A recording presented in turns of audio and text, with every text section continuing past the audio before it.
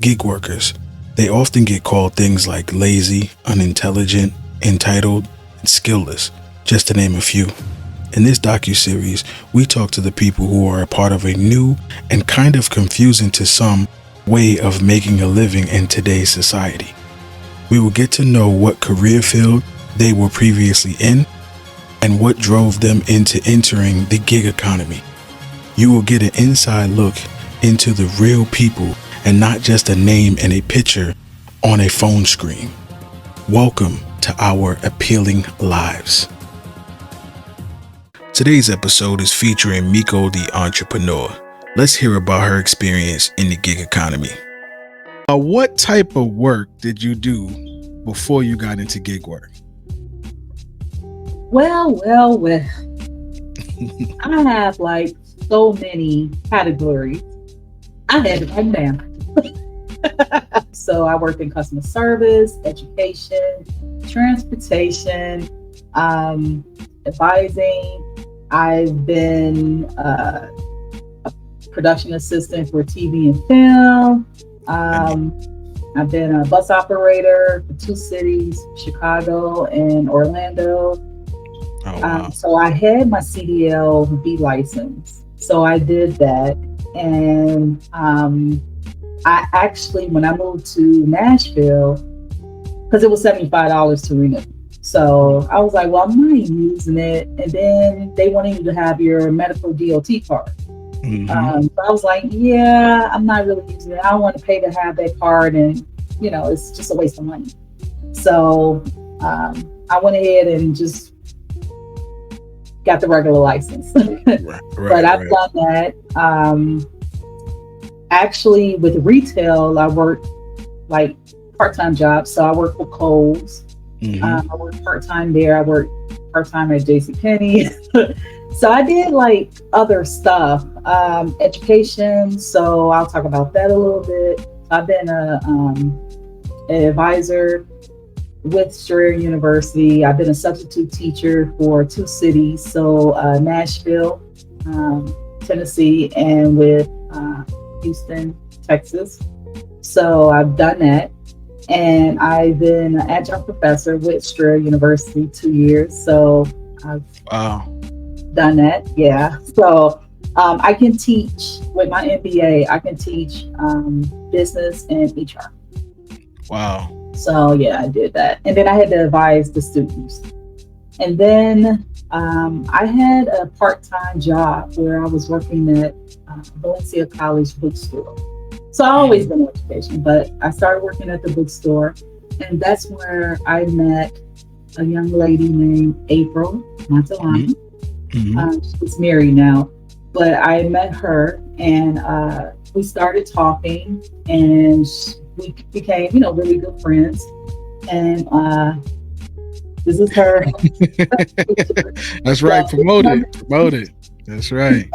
It's a female-led.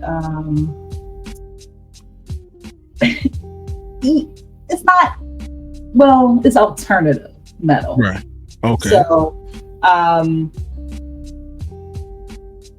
I was her advisor for the group for a little bit. So I would do like, try to get them interviews. I would do like their social media, try to get the other bands together for like invitations, stuff like that. So I did like the little stuff. Right. But, it's interesting because you'd be surprised who you meet on your journey. Like I was there at the bookstore working with her, and for her to be a local celebrity. No, I'm serious. Like people be like, oh, well, I'm local. I'm not, this or that. She has this is her band, right? It's female-led band, and you can go and like look at her music and listen to it, and it's like, wow. Like I work with this person, I see this person, and then at night she's like a rock star. Right. So then I've done promotions. So I worked for different companies. When I was in Chicago, I did promotions, and I've been maybe a manager twice on 2 promotions. I kind of stay away from that because I just didn't want the responsibility. So I said, yeah, I'll just be the regular promotion assistant. So just I don't care about title and all that stuff. But yeah, I was on a lot of food promotions. I like giving away samples. So samples of coffee. If there was like a hot dog, I did one promotion for Oscar Mayer. So Wow. gave out, yeah, when they I forgot the name of it, but it was like a sandwich kit, and it was like the hoagie or the taco, and they had like a fruit and not Lunchables, but it was something else. And yeah, we went out, gave them all out to people, and oh no, it's just something about me giving away stuff. So I Yeah. know in the future I'm gonna have a foundation, some Right. type of foundation, because I'm a giver. That's beautiful. Yeah. So with the restaurants, I started out at Wendy's. So I did that part time. I worked at Wendy's. I didn't have like a million jobs. Did a little bit of everything, huh? Just doing everything. Call centers. I worked for T-Mobile. I think what I liked the best, what brought out more of my personality, was being a production assistant for TV and film. So I don't have all my credits, but as you know, I'm on IMDb, Internet Movie Database, but I go by Michelle Renee on there. I've done Top Chef, season 4, College Hill Interns, which is season 1. You remember I Love New York? Yeah. Yeah. So I was always part of casting. So I would be more of a casting PA. So Okay. I've done casting for that season 2, The Bachelor season 11, American Dancer 2, season 2, Monique Speck Chance. You remember that when she had that? Yeah, I remember that. Season 3. And then I did season 1 of American Inventor, and then Tyra, America's Next Top Model. What? And 9, yeah. Oprah's Big Gift. So I did that season 1. And then So You Think You Can Dance season 3. I had to do the crowd patrol for Fred Claus. Oh, So, wow. yeah, so I've done that. Probably the 3 best gig related work, because this is still considered gig work. Yeah. TV, film. People don't talk about it, but They don't. want to get it. Mm-hmm. I would say TV, film, production, education. Okay, 4 promotions. And transportation. I always had jobs. I always had income, regardless if it was doing the promotions and it was bringing me $10, or whether it was bringing me $20 an hour. I always had some type of income. So that's one thing I can say. I mean, before, because when people think of gig economy, they only think of Doordash, UberEats, Grubhub, you know. Yes, true. Yes. Grocery delivery, Instacart, this or that. No, you have like other stuff that we don't talk about at all. Mm-hmm. And I've done that, like before stepping into that. Right. You know, delivery driving. Having this opportunity to be the advisor of Auditory Armory, make sure you go check it out. It's just awesome because you, like I said, on your journey, you'd be surprised who you meet. That's why I network. If anything, I should be the number 1 networker. Because I'm always meeting people. I love talking to people, especially when we're like-minded. Oh, so you did that. You did a little bit of everything. I like it. I love it. What led you to get into the gig economy? What led me to get into the gig economy? I would probably have to say I started out as a pizza delivery driver. I was doing that, and then doorstep delivery. So, like I said, I was actually, I don't know where I saw the ad in the paper. I don't know if it was in the paper or where it was, but doorstep delivery was a new startup. And that's what I love about new startups too, because you never know how it's going to grow. You know, Yeah. Yeah. I consider myself as a startup, but that's for Mhm. another video. But yeah, it was a startup company. They started out of their garage, doorstep delivery, two owners, and I was the first driver that they hired. And I never knew about like food delivery until that. I think what led into it was, like I said, I was working at a pizza place and I was a pizza driver there. And it wasn't paying. It was like what, minimum wage or whatever, and I would get the tips. What I didn't like about that job, and I'm not saying I would never do it again, at that maybe because it was a local, you know, it wasn't like Papa John's or anything like that. It was like a local Orlando pizza grill, whatever you want to call it. I had anytime I had like a big, large order that I had to drop off, I had to share my tips with everybody. I didn't like that. Oh If it was a no. cash tip, yeah, I had to share. Oh I was man. like, yeah, you cooked it, but I had to go like drop it off. Dang. Yeah, I ain't like that. Not to tip.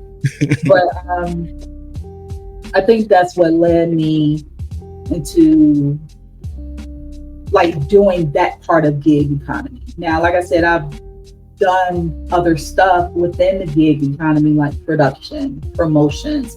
What led me into that is wanting part-time money.